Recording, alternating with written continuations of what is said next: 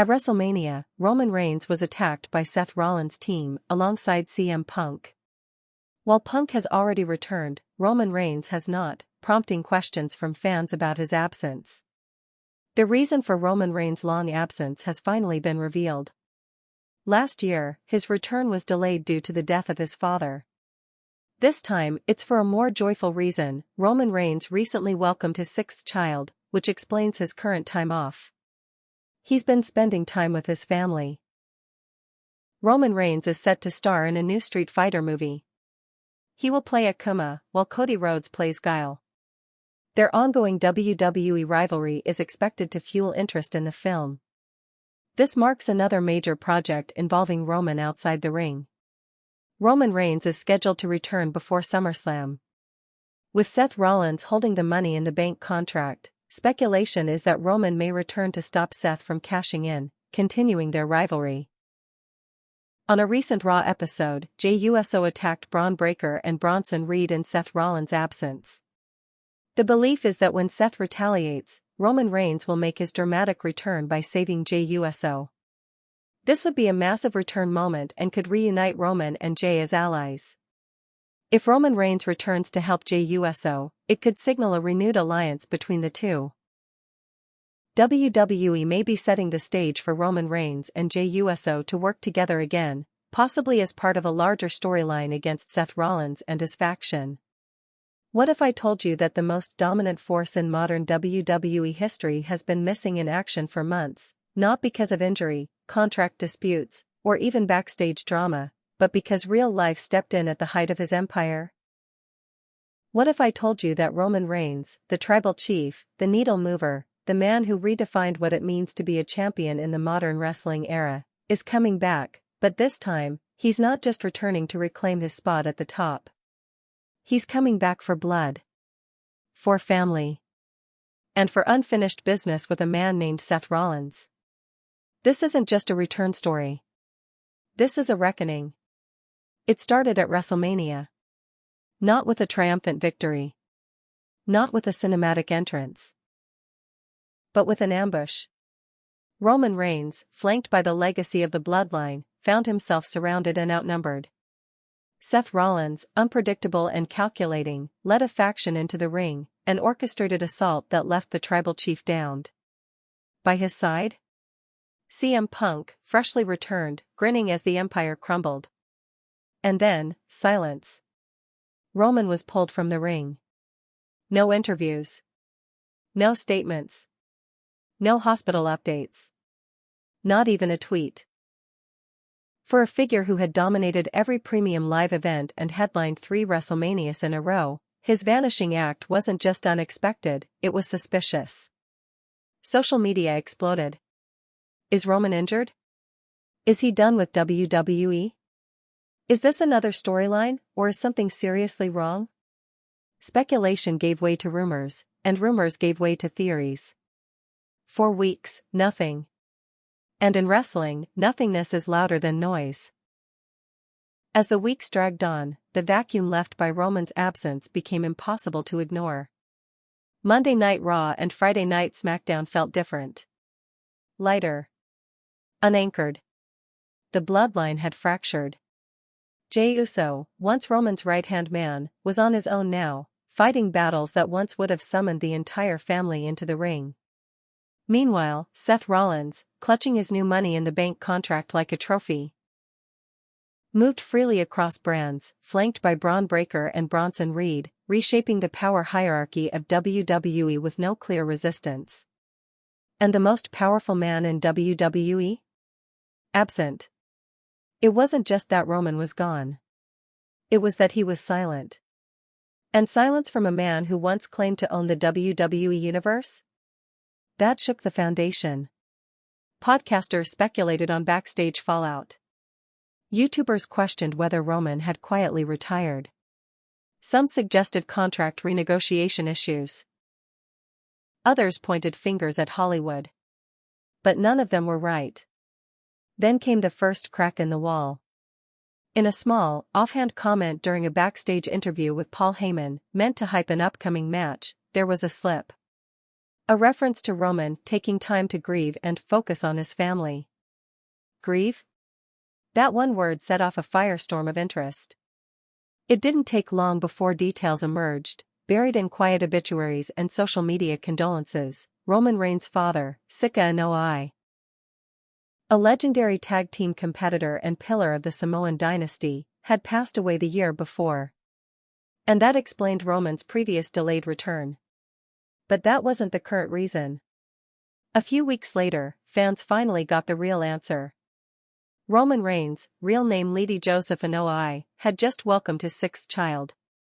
The silence was not punishment. It was peace.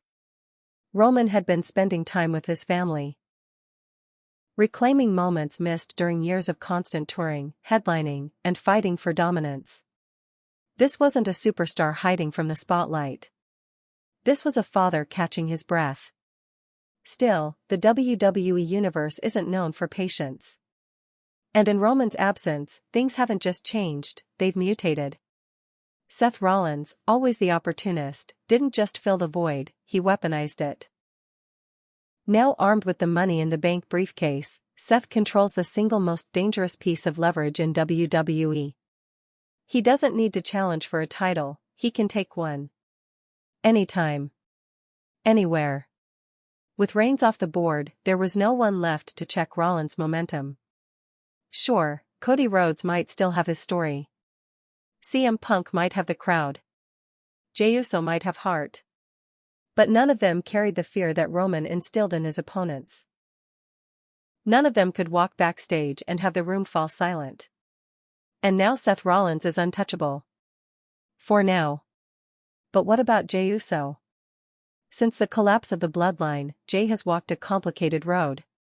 Once a loyal soldier, then a bitter rival, and now, maybe, a man without a family. On a recent episode of Raw, Jey took the fight directly to Seth's faction, ambushing Braun Breaker and Bronson Reed in an act of defiance that seemed both brave and suicidal. The message was clear. I'm not afraid of you. But the numbers don't lie. If Seth retaliates, and he will, Jey will need backup. Not just any backup. Family. And that's where the whispers begin. Because sources backstage are now saying Roman Reigns isn't just planning to return. He's planning to save Jey. Imagine the moment, the lights drop. Seth's music hits. He walks toward the ring with his henchmen, ready to deliver a beating to Jey Uso, one that might write him off TV for weeks. But then. Silence. A brief flash of white light. And then, Roman's music hits. The crowd explodes. Not just a return. Not just revenge. Redemption. After months away, after death, after birth, after silence, Roman Reigns walks down the ramp, not for glory, not for gold, but for blood. For family. For his day one. If that happens, when that happens, it could shift the entire trajectory of WWE heading into SummerSlam. This isn't just about storyline anymore. Roman's return signals the beginning of a new arc.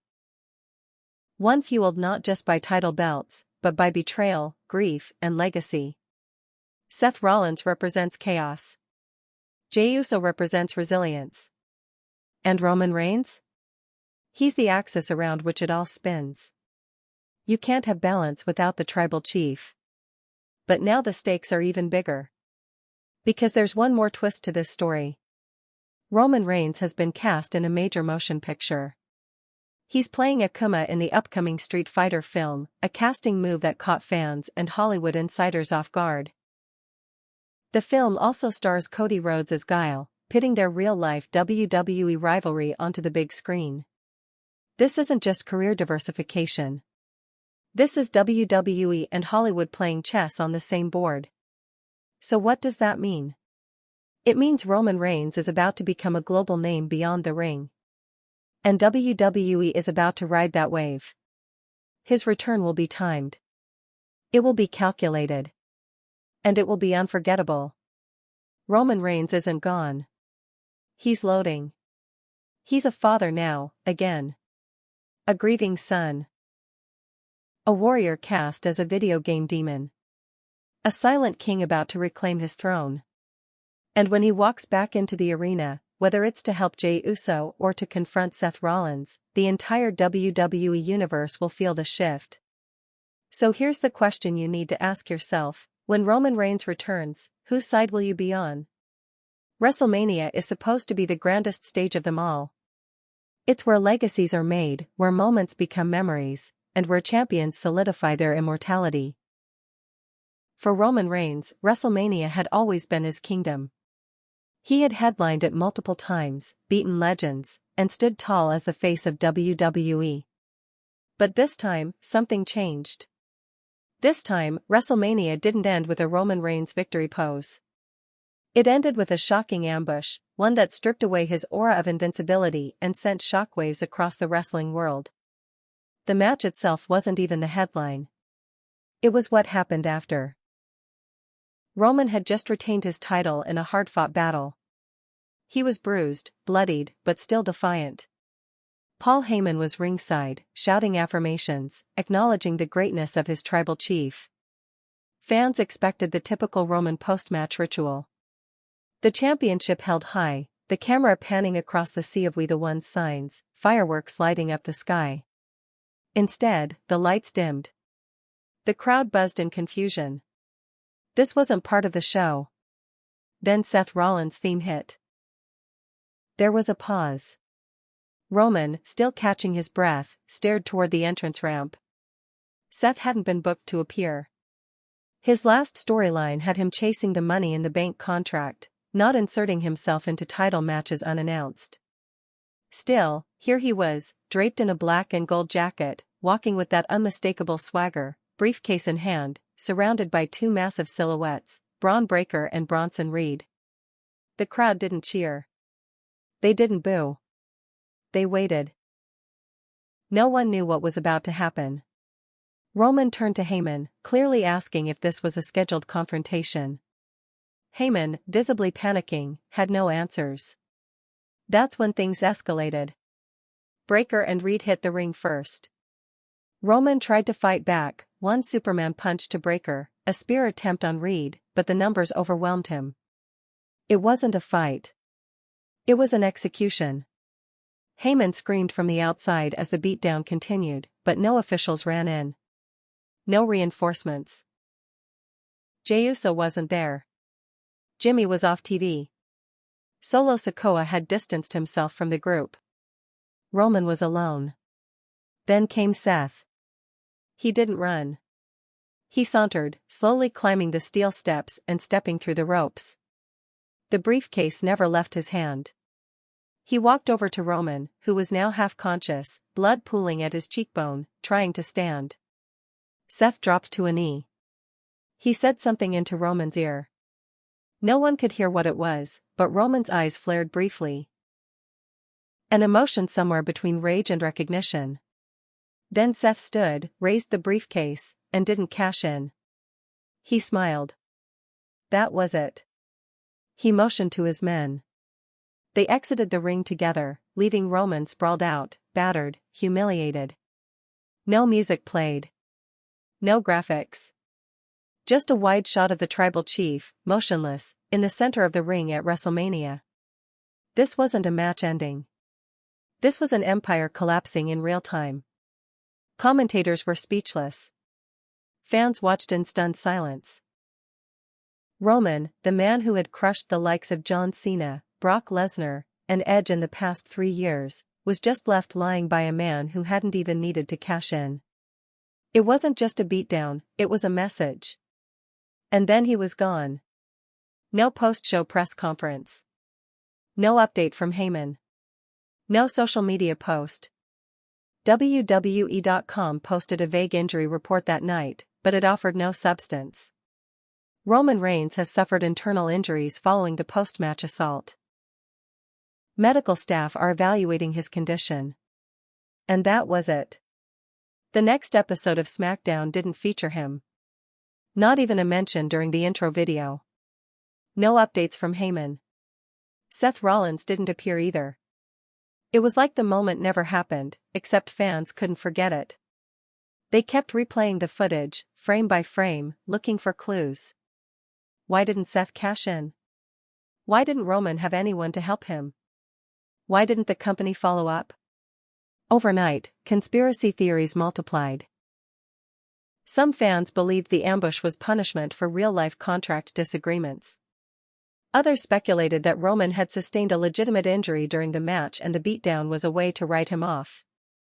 Others thought this was WWE's way of creating buzz, a shocking moment designed to make Roman's return feel like the second coming of The Rock. But there were also those who sensed something deeper. There was no bloodline. No family. No protection. Roman had made enemies everywhere. Jey had walked away. Jimmy had betrayed him. Solo had separated himself. And Heyman looked more like a helpless bystander than an advocate. WrestleMania wasn't just an attack. It was Roman Reigns at his most human. Seth Rollins didn't destroy a champion that night. He exposed a man. In the days that followed, WWE leaned into the silence. No graphics promoting Roman's return. No storylines filling in the gaps. They let the fanbase drive the speculation, and that decision paid off. Engagement across platforms spiked. Roman-related hashtags trended daily. Merchandise sales slowed, not because fans weren't interested, but because they were holding their breath. By the second week, locker room interviews began to include cryptic one-liners. Cody Rhodes, I know what it's like to be left alone in that ring. But Roman? He's not used to it. Jey Uso, sometimes the bloodline don't run as deep as you think. Paul Heyman, the silence you hear?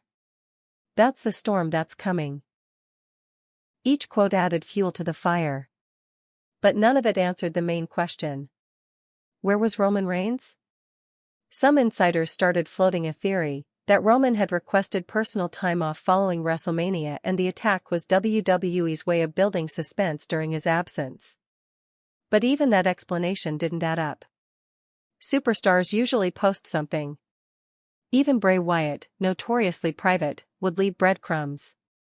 Roman hadn't posted a single word. When a fan caught a blurry photo of Roman at a gas station in Florida, wearing a hoodie, with his youngest daughter in his arms, it confirmed two things. 1, he was okay physically. 2, he wasn't ready to return. Not yet. The timeline of WWE's calendar was moving forward. Money in the Bank loomed. SummerSlam was just around the corner. Seth's faction was growing stronger by the week. And yet Roman's name became the biggest in wrestling without him even stepping into a ring. The ambush at WrestleMania became more than an angle. It became a mystery. It became the new symbol of WWE's shift in tone, unpredictable, real, and personal. And that's what made it work. In the absence of the tribal chief, the kingdom he built started eating itself alive.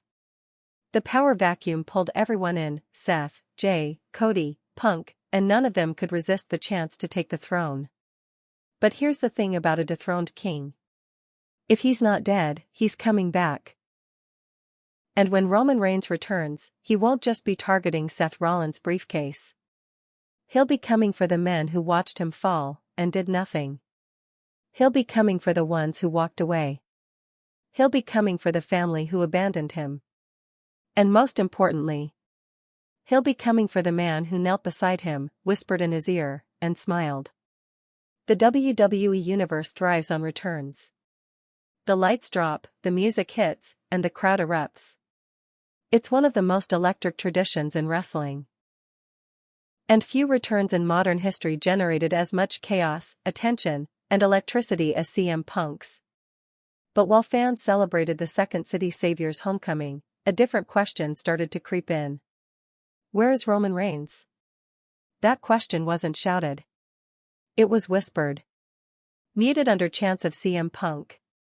Buried beneath trending hashtags and reaction videos. But it grew louder with every passing week. Because while Punk returned to the roar of millions, Roman had vanished into complete silence. CM Punk's return was supposed to be the story. After nearly a decade of exile, bitterness, lawsuits, backstage chaos, and industry-altering criticism, Punk walked back into the WWE arena like he never left. He stood in the middle of the ring, held a microphone to his lips, and declared himself home. Social media exploded. News outlets from ESPN to Rolling Stone ran the story. Fans old and new tuned in, curious to see what version of Punk would emerge this time, rebellious, wise, bitter, grateful?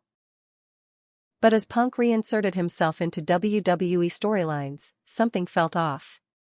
He wasn't gunning for Cody Rhodes. He wasn't reigniting his old beef with Triple H. He wasn't even targeting Seth Rollins, despite years of mutual contempt. He kept talking about change. About justice. About corruption in the system. But his actions didn't match the old Punk. That's when the alliances started. On a random Monday Night Raw, Punk was seen in a backstage segment quietly nodding to Seth Rollins as he passed him in the hallway. No words exchanged. Just an acknowledgement. A moment. By the next week, he was ringside when Seth cashed in a post-match beatdown on Sami Zayn. Punk didn't interfere, but he didn't stop it either. The following week, CM Punk sat at commentary during a match featuring Braun Breaker, Seth's new ally. Again, he didn't do much. He just sat. Observed. Laughed at the right moments. The audience started noticing. Punk had aligned himself with Seth's faction, but unofficially. No formal announcement. No matching gear. No entrance themes combined. But the message was clear, Punk was choosing a side, and it wasn't Roman Reigns. Why? It didn't take a genius to put it together. WrestleMania made one thing very clear, Seth Rollins was building a movement. One that wasn't interested in gold, necessarily, but in erasing the old power structures of WWE. Roman represented everything they opposed: dominance through manipulation, legacy as a weapon, authority disguised as family. Roman Reigns had ruled WWE like a king. Seth and Punk wanted to burn the throne. But here's the part that made it strange. Punk's first major feud was not with Roman Reigns. In fact, he didn't mention Roman's name even once in his first 6 weeks back. No references. No callouts. No tribal chief mockery. Just silence. And that silence spoke volumes. It's one thing to challenge someone in their presence. It's another to try and erase them from the conversation entirely. CM Punk wasn't ignoring Roman by accident. He was doing it on purpose. Because you can't feud with someone who isn't there. And Roman Reigns, for all his legacy, wasn't anywhere. Not backstage. Not ringside. Not even on the company's radar. WWE wasn't promoting his return. There were no vignettes, no teases. He was completely absent. So fans started asking, what's really going on? In an era of instant access, the mystery only made things worse. When CM Punk spoke, it was with the confidence of a man who knew there'd be no pushback. When Seth strutted around with his briefcase, he did it without fear. When Braun Breaker destroyed Jey Uso in a backstage segment, there was no camera cutting to Roman pacing in a locker room. He wasn't watching. He wasn't reacting. He wasn't involved. And that's when the paranoia kicked in, for both the audience and the roster. Because when someone like Roman Reigns disappears, it's never forever. CM Punk tried to act like Roman was old news. That his legacy had been absorbed by time, eaten up by newer, hungrier stars. But Punk's actions betrayed that belief. He went after Jey Uso. He whispered to Seth. He dropped breadcrumbs in interviews about guys who don't show up anymore. He knew Roman would return eventually. And when he did, Punk wanted to be 2 steps ahead. He was trying to bait the future before the present showed up. Still, fans couldn't ignore the irony. Roman and Punk shared a rich, complicated history. Punk had once carried the WWE Championship for over 430 days, only to be overshadowed by the rise of the Shield. Roman's emergence marked the slow decline of Punk's first run. And now, years later, Punk was returning to a world that Roman had completely conquered. But the roles had flipped. This time, Punk was the rebel with a cause. Roman was the absent monarch. And in that vacuum, Punk had free reign. He took it. But there was one thing Punk couldn't control. The whispers. Every crowd, every arena, every time the lights dimmed unexpectedly, fans held their breath, expecting to hear Roman's theme. Every beatdown of Jey Uso made the silence louder. Every Seth victory without a Roman response made the fanbase more restless. Roman Reigns may have been gone, but his shadow never left. And that shadow was beginning to darken. The story was no longer about Punk's return. It was about Roman's absence. Commentators had to acknowledge it. Backstage talent started dropping Roman's name more often. Jey Uso began cutting promos with veiled references to unfinished business. Even Paul Heyman stopped using the phrase tribal chief as freely, almost like he was saving it. Then came a subtle shift. WWE production started teasing it without saying a word. A small one graphic flashed on screen during a Jey Uso promo, blink and you missed it. In another episode, Roman's signature glove appeared in the background of a Heyman segment. Not highlighted. Just there. The message was clear. He was watching. And Punk knew it. On a recent episode of Raw, after another segment where Seth's faction dominated a babyface tag team, Punk grabbed a mic and said one sentence before throwing it to commercial, "Hope you're enjoying the show, big dog." That was it. The first time he'd acknowledged Roman by name, or rather, by legacy. It was bait. Punk wasn't afraid. He was waiting. Because even he knew, silence never lasts forever. The absence of Roman Reigns had become the loudest storyline in WWE. CM Punk's return was no longer just about him. It was a prelude to a war. A prelude to a return that would redefine everything. Roman's silence wasn't weakness. It was strategy. And CM Punk had just declared himself part of the opposition. The countdown was ticking. In wrestling, absence isn't always just about storylines. Sometimes the real reasons are more human than dramatic, quiet and deeply personal. But when the person missing is Roman Reigns, the most protected, most promoted, most dominant figure in modern WWE history, silence isn't just noticed. It's deafening. Fans had been dissecting every frame of his WrestleMania exit. Every report, every lack of update, every backstage whisper. But as weeks turned into months, and still no official statement was released, the narrative around Roman Reigns' disappearance began to fracture into two versions, the on-screen mystery, and the off-screen truth. And that truth, when it finally surfaced, painted a very different picture than fans had imagined. Roman Reigns, real name Lady Joseph Anoa'i, didn't vanish because of injury. He didn't walk away because of a contract dispute. He didn't disappear because WWE had run out of stories for him. He left because life hit hard.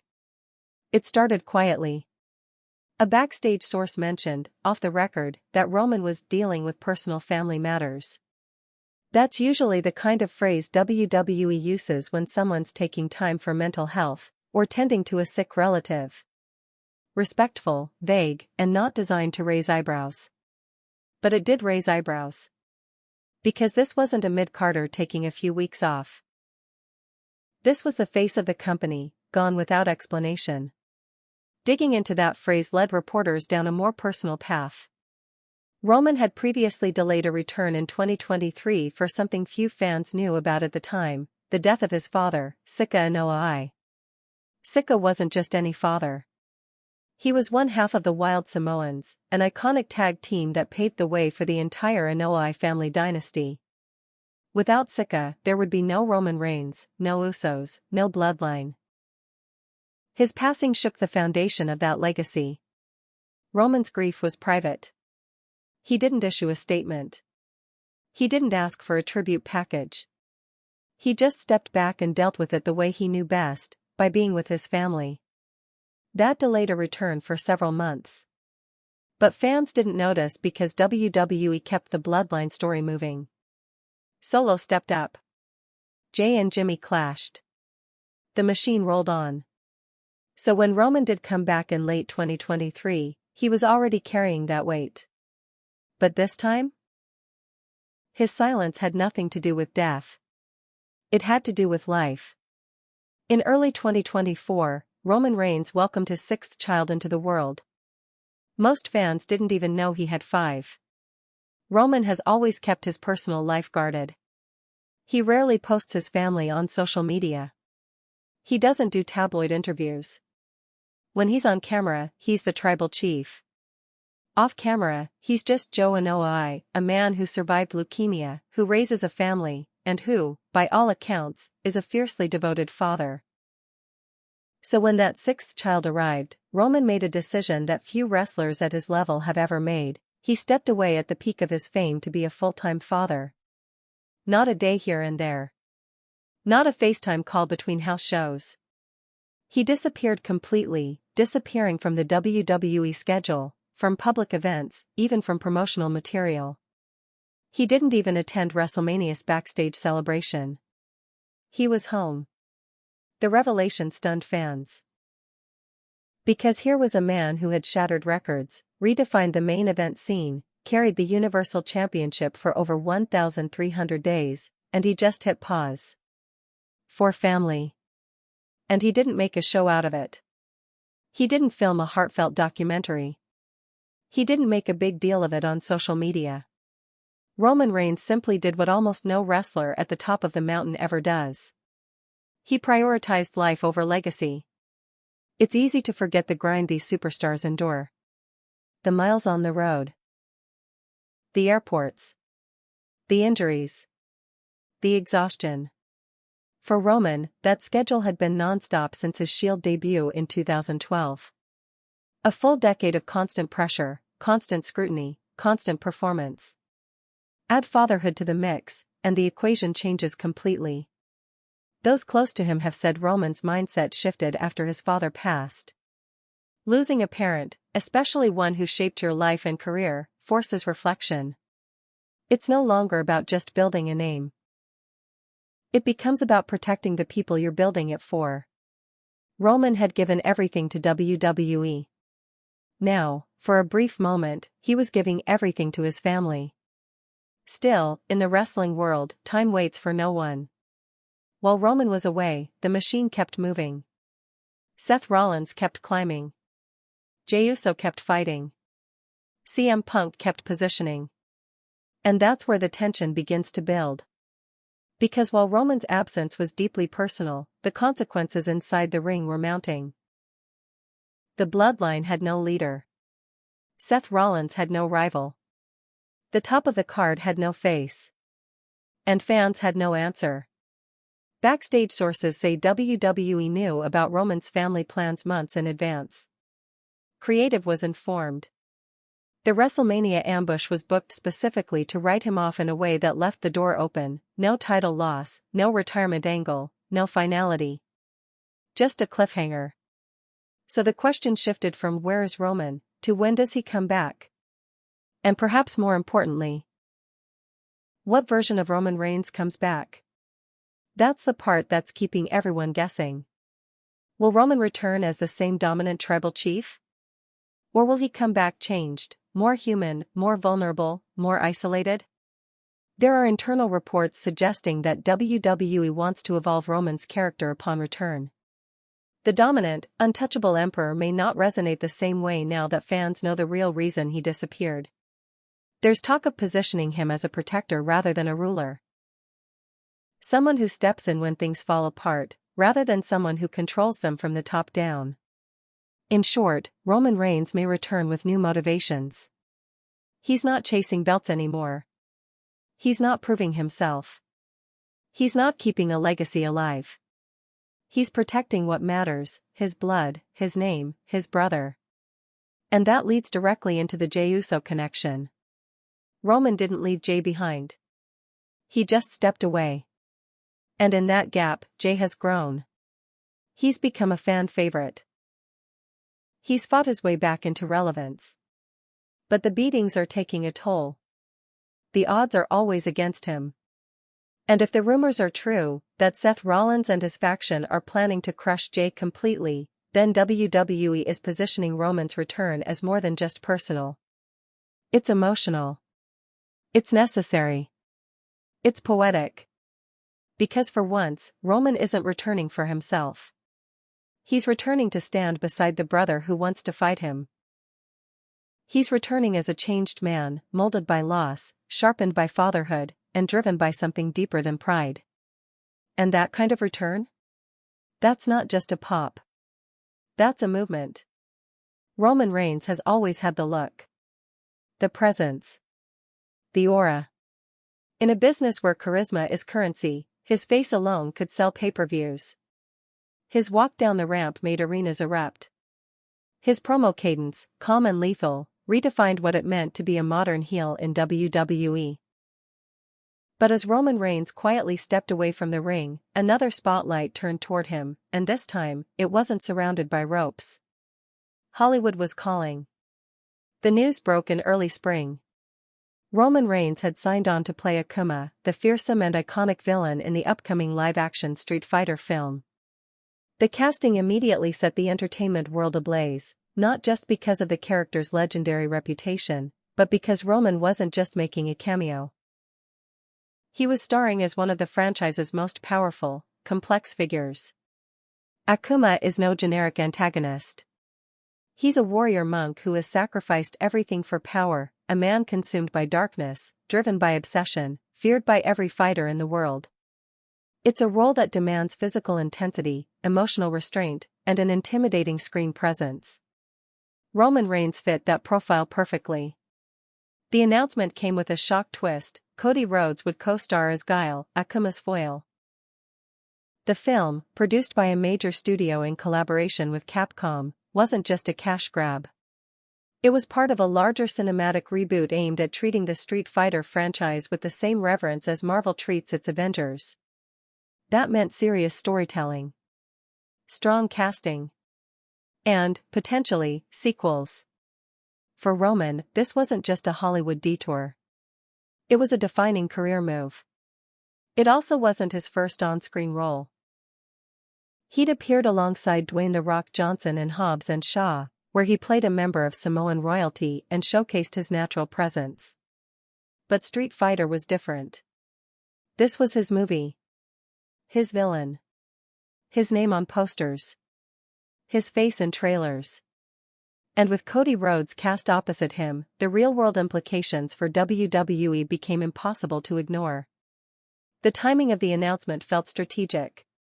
Roman was still off WWE television, and fans were growing restless. His disappearance had become the most talked-about non-event in the company. So when news of the Street Fighter casting broke, the fanbase split. Some were thrilled. Their tribal chief was taking over another industry. Others were frustrated. They felt abandoned. Roman was supposed to be the backbone of WWE, and now he was starring in movies while Raw and Smackdown moved on without him. But WWE didn't ignore the casting. They leaned into it, hard.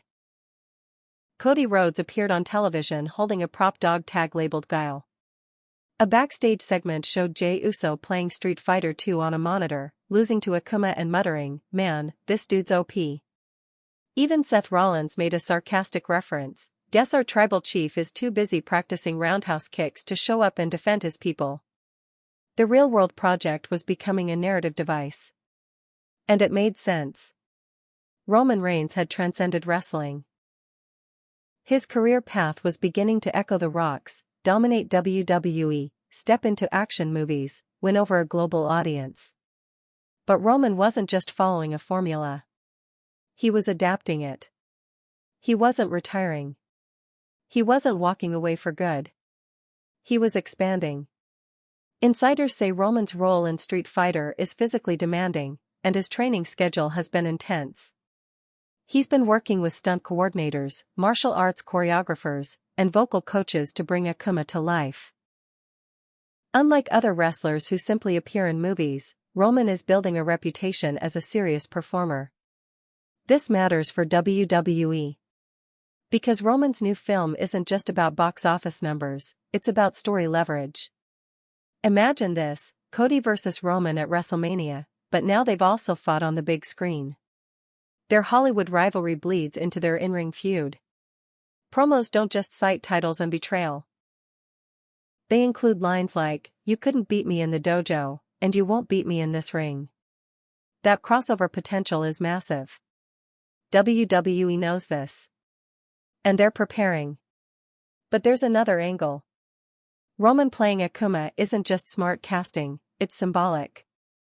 Akuma is a man who left behind humanity in his pursuit of strength. He pushed away family, emotion, morality, everything that made him relatable. He became a god of violence. Sound familiar? Roman Reigns' character arc in WWE mirrors Akuma in eerie ways. He betrayed cousins. He demanded obedience. He placed strength above all else. The man who once stood beside the Shield evolved into a warlord surrounded by silence and fear.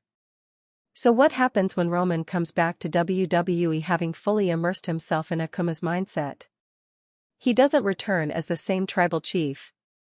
He returns darker, sharper, more dangerous. WWE creatives have reportedly discussed incorporating Akuma's energy into Roman's return. Not literally, not as a cosplay gimmick, but in tone. More spiritual, more stoic, more commanding. Less yelling, more quiet menace. The kind of presence that doesn't need to raise its voice to silence a room. Roman's time in Hollywood is sharpening his character, not diluting it. There's also business at play. WWE's partnership with major film studios has grown tighter in recent years. From John Cena's Peacemaker to The Rock's Black Adam, cross-promotion is now part of the game. Having Roman lead a tentpole film adds to WWE's media arsenal. It boosts visibility. It opens doors. And it increases the stakes. Because Roman's success in Street Fighter may determine the pace of his wrestling schedule. If the film explodes at the box office, sequels are almost guaranteed. That could mean Roman splitting time more evenly between Hollywood and WWE.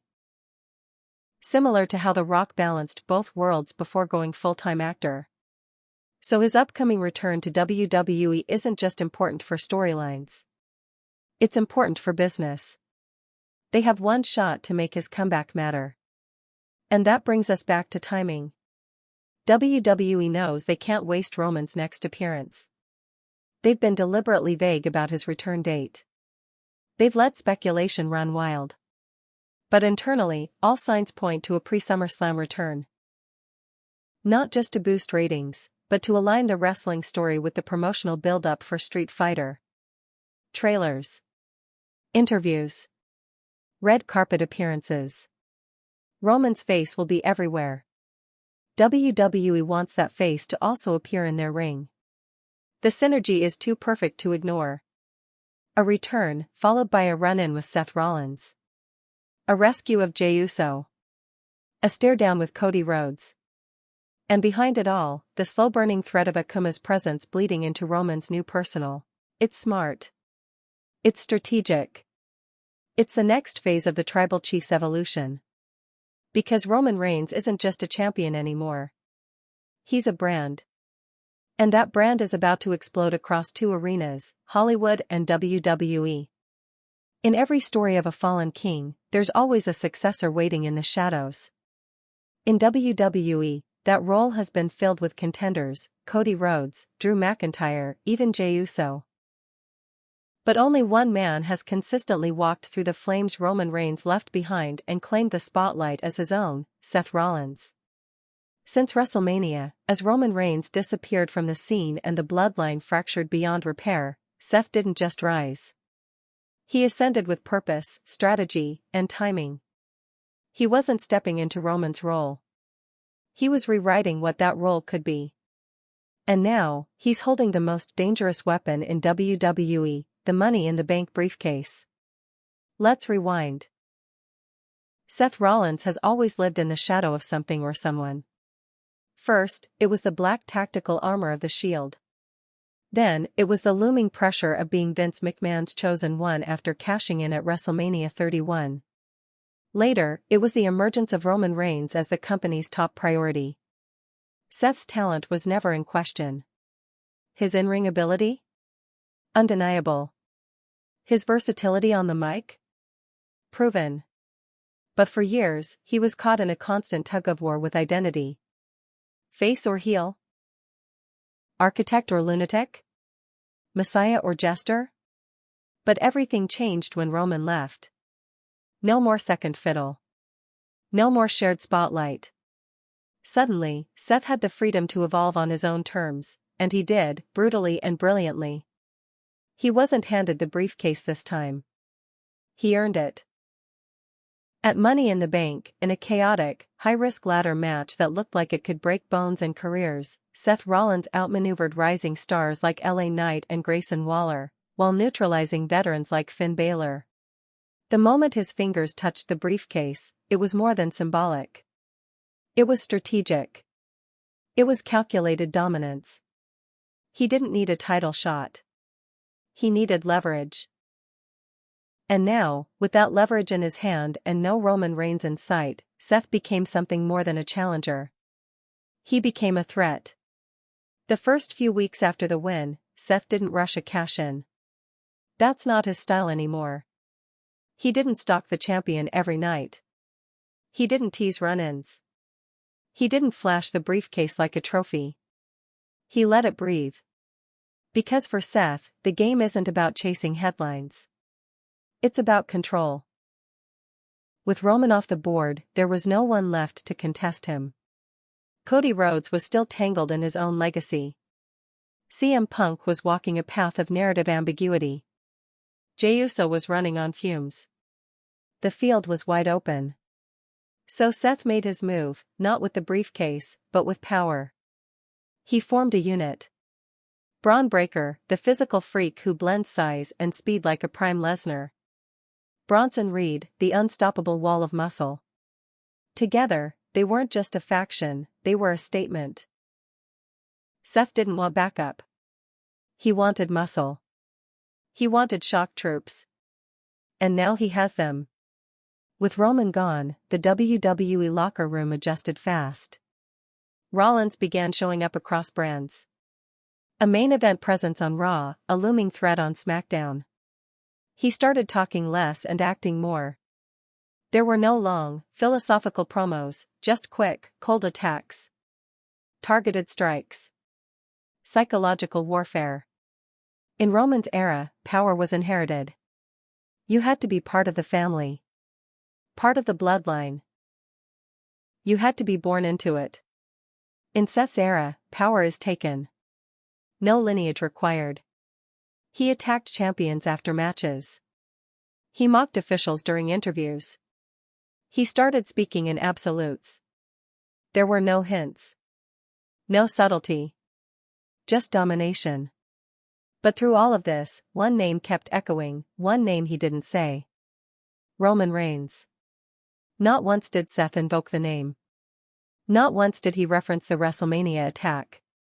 Not once did he brag about the dismantling of the tribal chief. Because deep down, Seth knows something. Roman's not finished. This silence isn't cowardice. It's strategy. Seth knows that mentioning Roman too soon would trigger anticipation. It would accelerate Roman's return. And Seth is not ready, not yet. He needs time to cement his new order. Time to break down Roman's last remaining alliances. Time to make sure that when Roman does come back, he's coming back to chaos. And right now, chaos is everywhere. Jey Uso is fighting alone. Solo Sikoa is absent. Heyman is mute. The locker room is confused. The fans are divided. And Seth Rollins is right in the middle of it all, holding a ticking time bomb. The briefcase is more than a title shot. It's a declaration, I decide when everything changes. But that's where it gets interesting. Because Roman's title reign may be paused, not over. Which means Seth can't just cash in and take the throne. He needs Roman to come back first. He needs Roman to hold gold again. He needs Roman to matter again. And when that moment comes, when the crowd explodes, when the theme music hits, when Roman Reigns returns to reclaim his throne, Seth will be waiting. Not to bow, but to strike. Let's not forget the history here. Seth and Roman's rivalry is foundational to the modern era of WWE. They were brothers in the Shield. Then enemies. Then reluctant allies. Then rivals again. Their chemistry is undeniable. Their differences are philosophical. Roman represents legacy. Seth represents rebellion. Roman rules with silence. Seth rules with chaos. Roman believes in structure. Seth believes in disruption. So when they clash again, and they will, it won't just be for a belt. It'll be for the soul of the company. But here's the twist. Seth may not even need to win. He just needs to be the reason Roman falls. Think about it. Roman, already emotionally stretched. Fresh off paternity leave. Wrestling less. With a broken bloodline and a crumbling support system. Seth doesn't need to beat him clean. He needs to expose the weakness. The fatigue. The distance. He needs to plant the doubt. He needs the fans to start asking, can Roman still do this? And if they ask that question enough times, it won't matter whether Roman wins or loses. His invincibility is already gone. There's one more layer to this power struggle. CM Punk. He may not be officially part of Seth's faction, but his silence is louder than any alliance. He hasn't attacked Seth. He hasn't opposed him. And his occasional commentary appearances, where he echoes Seth's philosophy, say more than 100 promos. If Punk joins forces with Seth, even temporarily, Roman's return becomes exponentially more dangerous. Because now he's not fighting a faction. He's fighting a revolution. This is the new power structure. Seth Rollins, holding the briefcase, controlling the violence, managing the narrative. Roman Reigns, in exile, watching his kingdom fall into rebellion. The question isn't if they'll clash again. It's when. And who will still be standing when the smoke clears. In the aftermath of Roman Reigns' disappearance and the collapse of the bloodline, one man has emerged as the beating heart of the WWE universe, not because of titles, not because of power, but because of pain. That man is Jey Uso. For years, Jey walked in someone else's shadow. First, as one half of a tag team dynasty. Then, as a soldier in Roman's empire. But now, under the bright lights and brutal expectations of singles competition, Jey isn't just fighting opponents, he's fighting his past. And it's tearing him apart. The transformation began slowly. When Jey broke away from Roman's orbit, fans expected a heel turn, a betrayal, or even an implosion. Instead, Jey did the unthinkable, he stood on his own. No tag team. No cousin.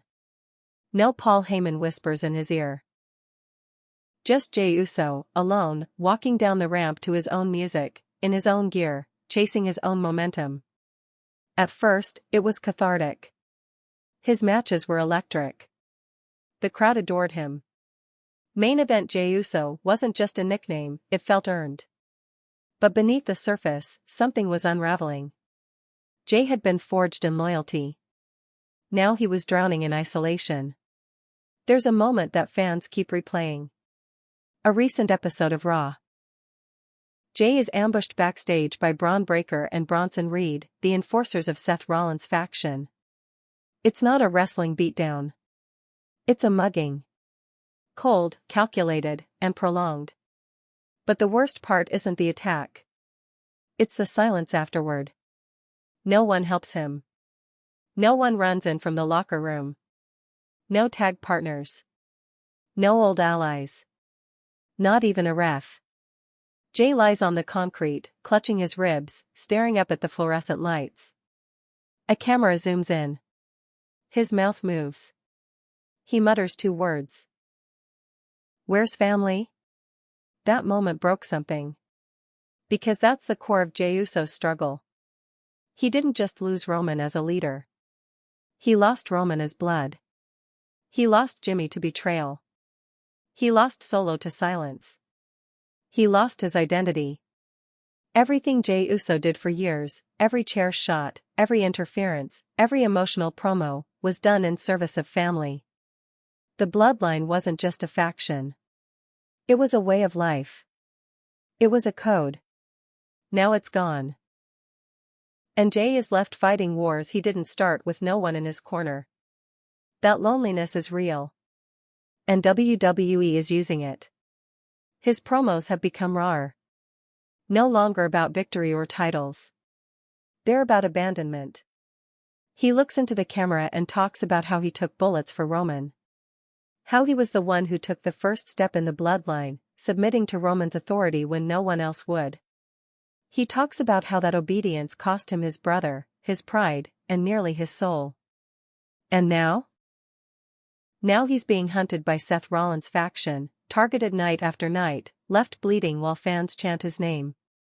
Because the fans haven't left him. They feel it. They've seen the arc.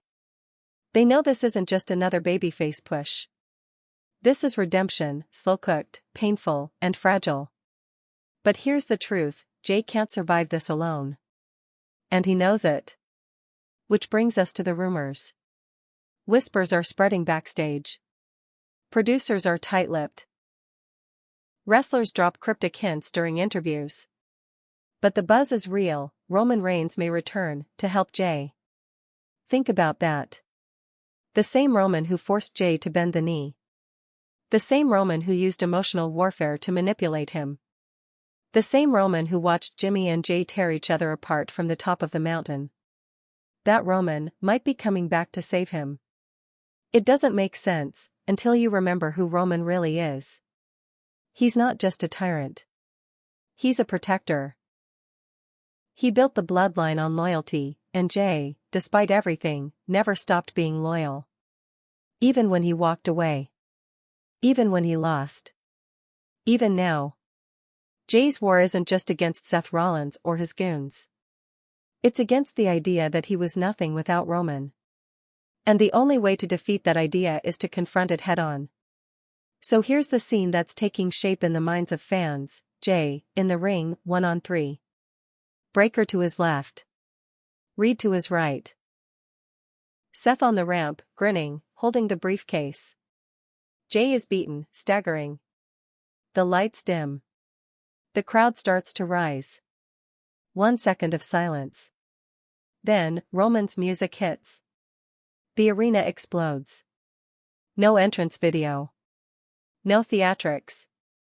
Just Roman, hoodie on, walking to the ring with a single purpose: to stand next to the man he once broke. Not as a king. Not as a chief. But as family. That moment would do more than shake the foundations of WWE. It would rewrite the narrative. Because if Roman returns not to reclaim dominance, but to protect what he abandoned, it changes everything. It tells fans that the bloodline may have fractured, but the bond isn't dead. And it gives Jey something he's been fighting for since day one. A reason. WWE knows what they're doing. They've slowly, almost painfully, built up Jey as a lone wolf, not because they want him to stay that way, but because they want his eventual salvation to matter. And Roman's return would be that salvation. It's poetic. It's earned. It's the story that flips the bloodline saga from a tale of control into a tale of reconciliation. Because maybe Roman's not coming back to lead. Maybe he's coming back to atone. And make no mistake, Jey isn't a sidekick in this story. He's the beating heart. He's the one who stayed loyal when it hurt. He's the one who never asked for glory. He's the one who now walks into fights outnumbered, outgunned, and still swinging. That's not just wrestling. That's character. That's war. And it's time someone fought beside him. Every great wrestling saga has its emotional spine. For all the betrayals, championships, steel chairs, and pyrotechnics, the moments fans remember, the ones that actually mean something, are the ones built on relationships. Not titles. Not power, but people. For Roman Reigns and Jey Uso, that relationship has been one of the most complex and compelling stories WWE has told in the modern era. Brothers by blood. Rivals by choice. Allies by survival. And now, after years of war, manipulation, sacrifice, and silence, the seeds of a reunion are quietly taking root. Because somewhere beneath the tribal chief's icy glare and unmatched dominance still beats a heart that remembers who stood by him when no one else would. And his name is Jey Uso. Let's go back to the beginning. In 2020, WWE was deep in uncertainty. The pandemic had changed everything. No fans. No energy. No live reactions. But one thing crystallized during that strange era: Roman Reigns was more dangerous than ever. Gone was the big dog. In his place was something colder, calculated, and real. Roman returned with Paul Heyman by his side and a new persona, the tribal chief. But a king needs loyalty. A ruler needs subjects. Enter Jey Uso. That year, Roman and Jey clashed in a series of matches that weren't about titles, they were about family. Roman demanded obedience. Jey refused. Roman beat it into him. Literally. Until Jey, out of exhaustion, heartbreak, and desperation, said the words Roman needed to hear: "I acknowledge you." It wasn't a wrestling promo. It was trauma packaged as entertainment.